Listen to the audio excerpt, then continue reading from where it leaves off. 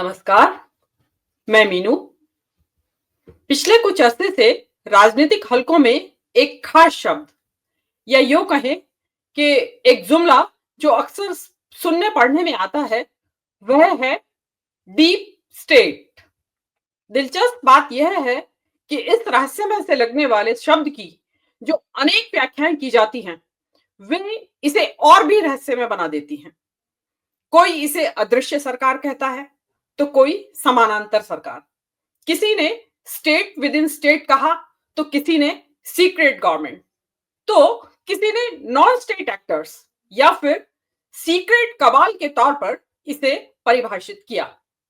कुछ ने तो क्रिप्टो करेंसी का नाम देकर इसे एक थ्योरी का जामा ही पहना दिया। ऐसे में हमें लगता है कि यह जो डीप स्टेट नाम फिनोमिना है इसकी पड़ताल की जानी चाहिए कि आखिर यह है क्या, कब और कैसे यह शब्द पत्रकारिता की दुनिया से निकलकर राजनीतिक विमर्श में प्रवेश कर गया। आगे बढ़ने से पहले यह जानना जरूरी है कि इस शब्द का प्रयोग जब भी किया जाता है तब यह एक दुर्भावना के तहत और अत्यंत नकारात्मक अर्थों में किया जाता है। दिलचस्प बात यह है कि किसी पुख्ता प्रमाण के अभाव में इस अदृश्य सरकार के बारे में तरह तरह के कयास लगाए जाते रहे हैं। कोई भी कॉन्स्पिरेसी थ्योरी इस डीप स्टेट का जिक्र किए बगैर अधूरी रहती है। असल में डीप स्टेट तुर्की भाषा के शब्द देरिन देवलेत का अंग्रेजी शाब्दिक अनुवाद है।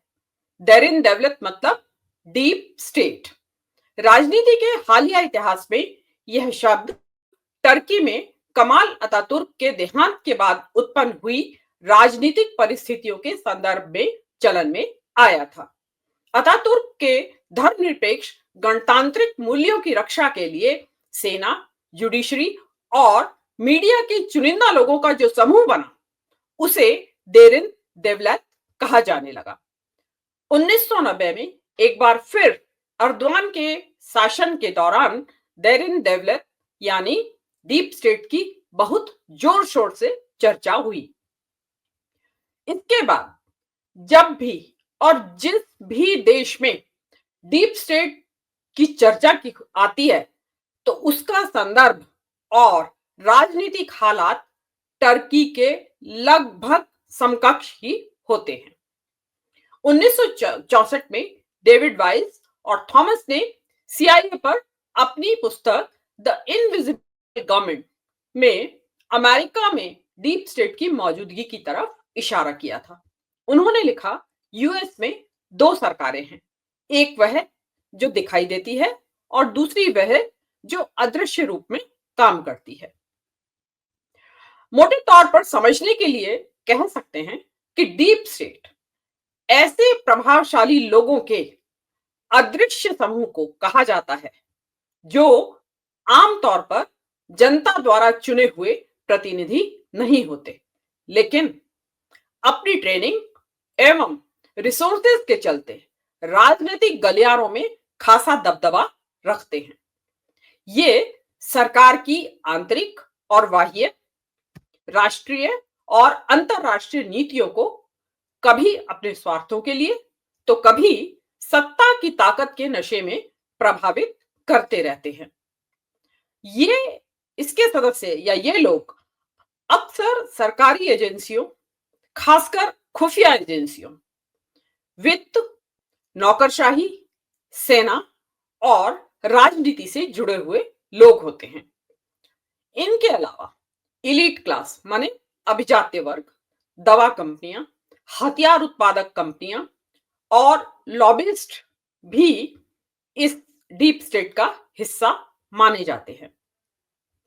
अमेरिका में नए चुने हुए राष्ट्रपति डोनाल्ड ट्रंप और अमेरिका का ट्रंप समर्थक मीडिया और इन सबसे आगे बढ़कर क्यूएनॉन, नाम ध्यान दीजिए इसके ऊपर, क्यूएनॉन नाम का कुख्यात संगठन, ये सब ट्रंप के पहले कार्यकाल के दौरान और उसके बाद भी यह प्रोपेगेंडा करते रहे कि डीप स्टेट ने उनकी सरकार के रास्ते में लगातार रोड़े अटकाए और नीतियों को बाधित किया। यहां तक भी आरोप लगाया गया कि पूर्व राष्ट्रपति बराक ओबामा ट्रंप प्रशासन के खिलाफ डीप स्टेट के षड्यंत्रों का संचालन कर रहे थे।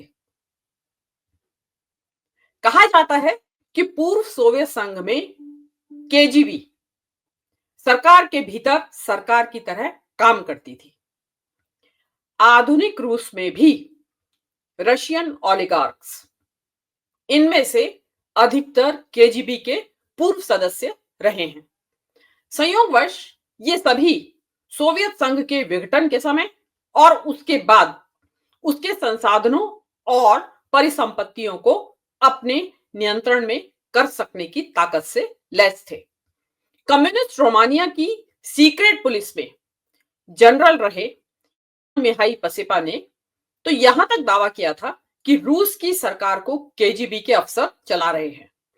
न केवल रूस के ऑयल फील्ड्स बल्कि उसके 6000 परमाणु हथियार भी उनके नियंत्रण में हैं। इसमें हम और उदाहरण से आपको समझाना चाहेंगे।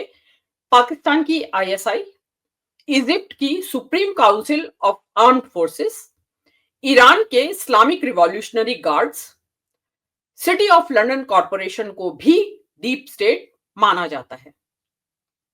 यहां तक कि भारत के कुछ राजनीतिक विमर्शकार राष्ट्रीय स्वयंसेवक संघ आरएसएस को डीप स्टेट मानते हैं, जो वर्तमान सरकार की नीतियों को अपने एजेंडा के अनुरूप प्रभावित करता रहता है।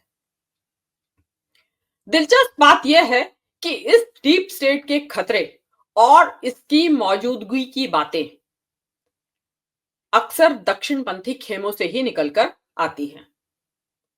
ऐसा इसलिए हो सकता है कि फासीवादी, कम्युनिस्ट और निरंकुशतावादी सरकारों में इस डीप स्टेट की जरूरत ही नहीं होती, क्योंकि यहां एक कट्टरपंथी विचारधारा से प्रेरित एक ऐसा समूह सत्ता पर काबिज रहता है जो अपने देश के औपचारिक कानून से ऊपर जाकर शासन करता है।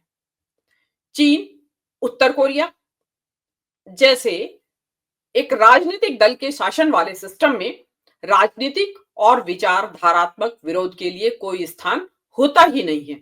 इसलिए उन देशों में डीप स्टेट के होने का सवाल ही नहीं उठता और वहां इस तरह के सवाल उठाए ही नहीं जाते। ऐसा माना जाता है कि केवल स्वतंत्र लोकतांत्रिक व्यवस्था, चाहे वहां लोकतंत्र नाम मात्र के लिए ही क्यों ना हो, तो केवल स्वतंत्र लोकतांत्रिक व्यवस्था में ही यह डीप स्टेट एक प्रच्छन्न ताकतवर समूह माने सीक्रेट पावरफुल सिंडिकेट के रूप में अपने हित साधन के लिए जनता द्वारा चुने हुए तंत्र पर हावी रहता है। टर्की में जहां उस समय स्वतंत्र लोकतंत्र पश्चिम से उधार ली गई शासन प्रणाली थी, जो वहां के समाज के राजनीतिक और सामाजिक मनोदशा से मेल नहीं खाती थी, इसलिए वहां डीप स्टेट की मौजूदगी आसानी से पकड़ में आ गई और इसका नामकरण भी कर दिया गया। उम्मीद करते हैं कि आज की यह प्रस्तुति डीप स्टेट के रहस्यों को समझने में मददगार साबित होगी। नमस्कार।